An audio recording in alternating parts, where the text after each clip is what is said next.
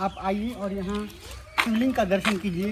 ये शिवलिंग अपने आप में स्पेशल है और आपको पूरे वर्ल्ड में ऐसा शिवलिंग कहीं भी नहीं मिलेगा। क्यों? क्योंकि हमारे शरीर में जो षट चक्रों का कॉन्सेप्ट है उसके आधार पर इसे बनाया गया है। ये देखिए 1 2 3 4 5 और 6, ये मूलाधार चक्र को का ये दिखाता है। और सबसे ऊपर सहस्त्रार चक्र, मूलाधार चक्र की शक्तियाँ जब ऊपर उठती हैं सहस्त्रार में मिलती हैं तो शिव जागृत होते हैं। यानी नीचे की जो शक्ति है वो जाकर के शिव में मिलती है। यानी मूलाधार चक्र की शक्ति यानी पार्वती ऊपर के सहस्त्रार चक्र ब्रह्मरंध्र कमल में जब मिलती है तो वो जो है विवेक यानी गणेश का जागरण होता है। जो गणेश पैदा होते हैं उसका दार्शनिक कॉन्सेप्ट यही है कि शक्ति और शिव के मिलन से गणेश विवेक के प्रतीक हैं, उनका जागरण होता है। अब अभी देखिए कि 6 चक्र हैं। अच्छा, सभी चक्रों का जो बीज मंत्र है लंग वंग रंग यंग हंग, ये इस पर लिखा हुआ है। तो ऐसा शिवलिंग आप विश्व में कहीं भी नहीं पाएंगे। दूसरा, ये मंदिर देखिए, आद्य शक्ति गायत्री माता की का मंदिर है, जिसे आप देखेंगे कि मंदिर का कॉन्सेप्ट पूरे भारत में आपने ऐसा मंदिर भी शायद नहीं देखा होगा। ये हेक्सागोनल कॉन्सेप्ट पे बनाया गया मंदिर है। आप देखिए इसमें कोई ट्रायंगुलर टाइप का गुंबद नहीं है, ये हेक्सागोनल मंदिर है। ये भी अपने आप में बहुत ही दुर्लभ या नहीं ही होगा, हमने तो कभी नहीं देखा। मैं साउथ भी गया, नॉर्थ भी गया, लेकिन ऐसा मंदिर हमने हेक्सागोनल टाइप का जो गुंबद है ऐसा मंदिर नहीं देखा। ये वेद माता गायत्री की मूर्ति स्थापित है यहाँ पे और वेद माता गायत्री को हम प्रणाम करते हैं। ये जो संस्थान है प्रज्ञा कुंज गायत्री मंदिर, ये संस्थान है और इसकी खासियत ये है कि ये भगवान परशुराम की तपस्थली रही है। ये जिस धरती पर हम लोग खड़े हैं ये भगवान परशुराम की तपस्थली रही है। ये जो हमारा नहर है यहाँ से आधा किलोमीटर की दूरी पर, वो उस नहर के उस पार सहस्त्रबाहु रहते थे और इस पार परशुराम रहते थे। तो नहर की उस तरफ का पानी कहा जाता है कि खारा है। इसका कारण ये है कि वो सहस्त्रबाहु के पाप के कारण खारा था और इधर भगवान परशुराम के तप और पुण्य के कारण इधर का पानी मीठा होता है। दोनों में युद्ध हुआ था तो उनको हराया गया था। ये भगवान परशुराम की तपस्थली है जिसे दिव्य दृष्टि से यहाँ के जो संस्थापक हैं आदरणीय प्रातः स्मरणीय परम पूज्य हमारे महात्मा जी पिताजी लाल बिहारी जी, उनका 40 वर्ष पहले ये बसाया हुआ संस्थान है और उन्होंने अपनी दिव्य दृष्टि से यहाँ पे देखा कि ये परशुराम की तपस्थली है, तब उन्होंने यहाँ पे प्रज्ञा कुंज अरण्य की स्थापना की। ये यहाँ का यज्ञशाला है। यहाँ पे प्रत्येक रविवार को सुबह में हवन यज्ञ होता है और विशेष अवसर पर जैसे कि नवरात्रा में यहाँ पे कनाडा से, अमेरिका से, बेंगलोर, दिल्ली, मुंबई, पुणे, पूरे भारत से, ऑस्ट्रेलिया से लोग आते हैं। और नवरात्रा जो दशहरे वाली नवरात्रा होती है ना, उस टाइम में ये पूरा भरा रहता है। यहाँ पे सुबह से शाम तक मतलब पूरे 9 दिन तक उपनिषद की कक्षाएं होती हैं, योग की कक्षाएं होती है, मंत्र विज्ञान, यज्ञ विज्ञान, अध्यात्म का कोई ऐसा मतलब एस्पेक्ट नहीं है, कोई ऐसा पहलू नहीं है जिसकी चर्चा न की जाए और जिसका जवाब जो है वो पिताजी न दे पाए। ये सभी लोग उनसे मतलब सीखने और अपने आत्म स्थिति को, अपने आध्यात्मिक ज्ञान को बढ़ाने के लिए यहाँ पे नवरात्रि में आते हैं। जैसे 2 नवरात्रा होता है तो जो अप्रैल वाले में नवरात्रा होता है उसमें भी लोग आते हैं और जो दशहरा वाले में होता है उसमें तो बहुत भीड़ लगी रहती है यहाँ पे और सब लोग यहाँ पे योग सीखते हैं। ये देखिए ये यज्ञशाला है ना, तो जैसा कि मैं बता रहा था कि यहाँ पे जो पिताजी बोलते हैं हम लोग, कोई महात्मा जी बोलते हैं, बाबूजी बोलते हैं, तो यहाँ पे नवरात्रा में दशहरे वाली नवरात्रा और अप्रैल वाली नवरात्रा दोनों ही नवरात्रा में यहाँ पे क्लासेस चलते हैं। किस चीज़ की क्लासेस चलते हैं? योग विज्ञान, मंत्र विज्ञान, यज्ञ विज्ञान, शरीर विज्ञान, अध्यात्म विज्ञान, धर्म विज्ञान। कोई भी ऐसा जीवन का पहलू नहीं है, अध्यात्म का, धर्म का पहलू नहीं है जिसके विषय में यहाँ पे चर्चा न की जाए। यहाँ पे उपनिषद की कक्षाएं चलती है। आप देखते होंगे जो भी संत महात्मा जो आस्था वगैरह चैनल पे आते हैं वो सब लोग ये 2 ही बातें करते हैं, या तो श्री रामचरितमानस का पाठ करेंगे या फिर आप भगवत कथा कहेंगे। लेकिन यहाँ पे प्रज्ञा पुराण से लेकर के और यहाँ पे जो भगवत गीता के क्लासेस चलते हैं मतलब आप समझिए कि उसका पाठ नहीं होता है, वहाँ से लोग प्रश्न पूछे जाते हैं भगवत गीता के किसी भी 18 अध्याय के 700 श्लोकों में से किसी के बारे में कुछ भी पूछ दीजिए, उसके पीछे का दर्शन, उसका क्या अर्थ है, सब पिताजी बताते हैं। और यहाँ यही नहीं, 108 उपनिषद हैं जो 3 पार्ट में बटे हुए हैं। ब्रह्म विद्या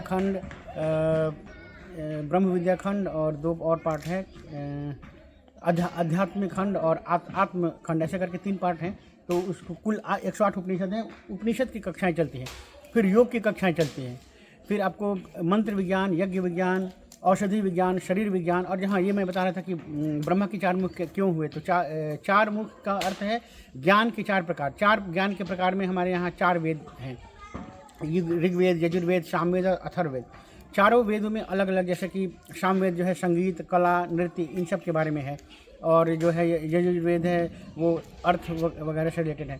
तो सभी तो ब्रह्मा के मुख, अच्छा ये 4 वेद के प्रतीक है। दूसरा कि हमारे जो ब्रेन है उसके 4 पार्ट हैं, जैसे मेडुला ऑब्लंगट्टा है और 3 और पार्ट हैं ऐसे करके। तो ब्रेन के 4 पार्ट को मेडुला सेरेब्रम सेरेबेलम, हाँ सेरिबेलम सेरेब्रम और मेडुला ऑब्लंगट्टा और एक और क्या होता है। तो ये जो ब्रेन को कैसे बच्चों को कैसे पढ़ाया जाएगा कि ब्रेन के 4 पार्ट होते हैं, तो ब्रह्मा के 4 मुख को दिखा करके वो पढ़ाया गया है। काफ़ी अच्छा आपने बताया यहाँ पे, अच्छी बातें बताएं। तो चलिए हम लोग बोले थे कि हम लोग शेरशाह राजा घूम नहीं पाए थे, टाइम खत्म लेट हो गए थे, तो बस अब हम लोग वहीं जा रहे हैं, वहाँ पे आपको दिखाते हैं। हाँ बिल्कुल। और साथ में अभी काफ़ी अच्छा हमें बातें बताई गई जो मिस्टर विनीत श्रीवास्तव जी के द्वारा बताया गया है, जो कि काफ़ी अच्छा था।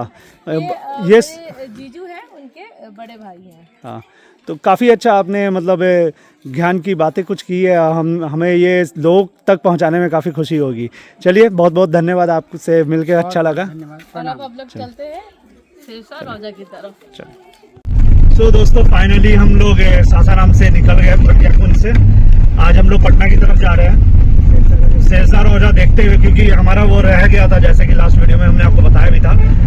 तो अभी हमारे साथ हम सब लोग हैं ऑन द वे, और अभी हमारे साथ सब लोग चल रहे हैं, और यहाँ से पहले शेरशाह रोजा जाके तब हम लोग पटना की तरफ निकल जाएंगे। तो अभी हमारा थोड़ा जर्नी बाकी है पटना के लिए। चलिए फिर आपको ऑन द वे शेरशाह रोजा घुमाते हुए फिर पटना के लिए दिखाते हैं ब्लॉग।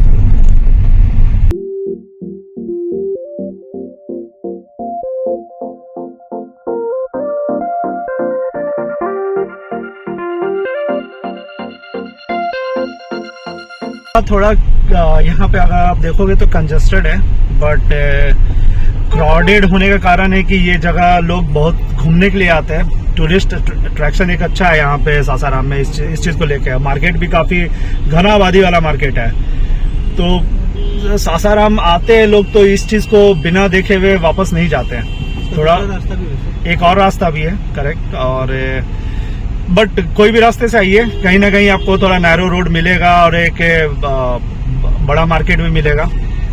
तो थोड़ा सा पेशेंस रख के आइए और एक विजिट जरूर लेने का आप कोशिश करिए यहाँ पे अगर आए हो सासाराम तो। सो गाइज फाइनली हम भीड़ से निकल के हम लोग शेरशाह रोजा पहुंच चुके हैं। ये आप सीन देख रहे हो, अभी हम एंट्री गेट के पास पहुंचने वाले हैं। शेरशाह रोजा यही है। यहाँ काफी स्कूल का टूर भी आता है, आप अभी देख भी रहोगे, काफी स्कूल से लोग आए हुए हैं। तो हम लोग भी अपने स्कूल से यही आते थे। लोग स्कूल का टूर यहाँ काफी करते हैं। अब आज वीकेंड है, संडे है, तो आज काफी लोग आए हुए हैं, भीड़ काफी मिले हुए हैं। ये पार्किंग एरिया है, पार्किंग भी इजिली अवेलेबल है। अगर आप अपने व्हीकल से आ रहे हो तो पार्किंग ले सकते हो आप इजिली यहाँ पे। ये टिकट काउंटर है, पर पर्सन 25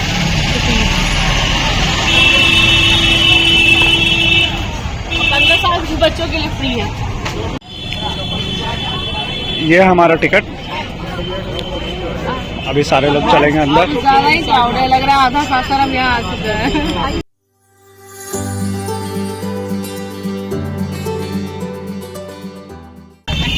प्लास्टिक फेंकने को बोल रहे हैं, प्लास्टिक अलाउड नहीं है तो हटा देते हैं। डस्टबिन डाल दो, ये रहा डस्टबिन। ये रहा शेरशाह रोजा।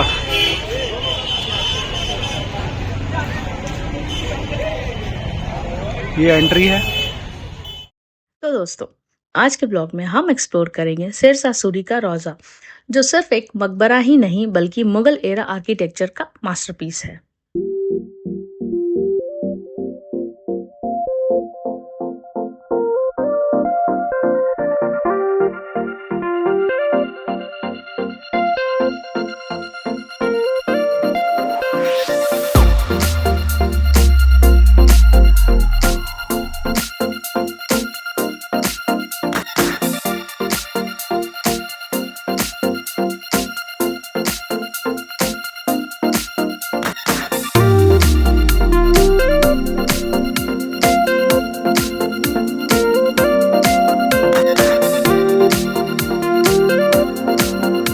बना हुआ है, जो उस टाइम के आर्किटेक्चर में काफ़ी एडवांस्ड माना जाता था।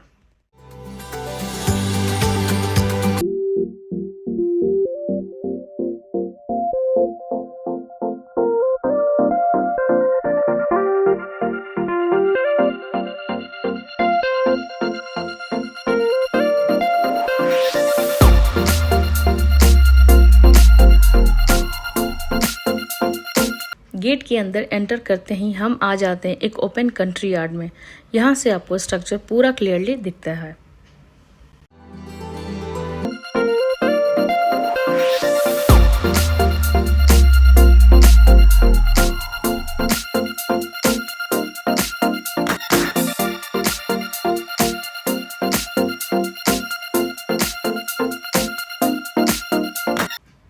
इस पूरे रोजे का लेआउट बिल्कुल परफेक्टली सिमेट्रिकल है, हर साइड ऑलमोस्ट सेम दिखती है।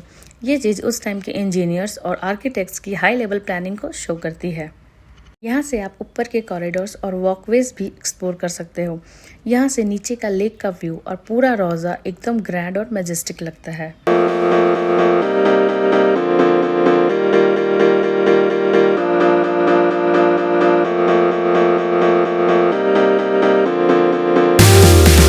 तो अगर हम आर्किटेक्चर की बात करें तो ये रोज़ा इंडो इस्लामिक स्टाइल में बना हुआ है। इसमें यूज़ हुआ है रेड सैंडस्टोन, जो धूप में और भी ज़्यादा शाइन करता है। मकबरे का ऑक्टागोनल डिज़ाइन, मैसिव डोम और छोटी छोटी छतरियाँ इसे और भी रॉयल बना देती हैं।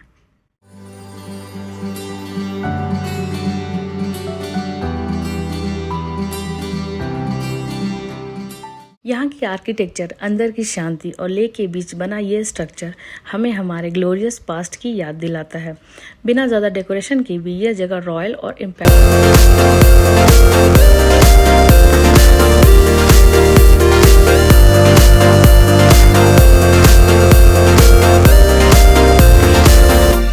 तो दोस्तों, इस जगह को एक्सप्लोर करने के बाद एक बात क्लियरली फील होती है, शेरशाह सूरी का रोजा सिर्फ एक मकबरा ही नहीं बल्कि पावर, डिसिप्लिन और हिस्ट्री का सिंबल है।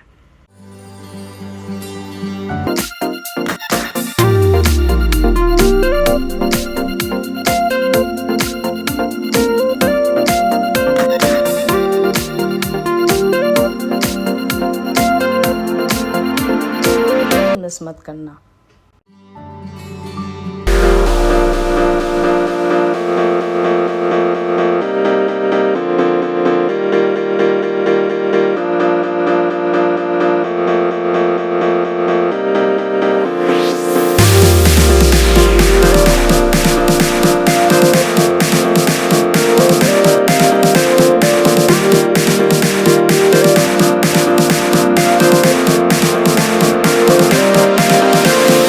आपको हमारा ये व्लॉग पसंद आया हो। अगर पसंद आया हो तो लाइक, शेयर और कमेंट ज़रूर करना और चैनल को सब्सक्राइब करना मत भूलना। तो चलिए अब हम लोग निकलते हैं अपने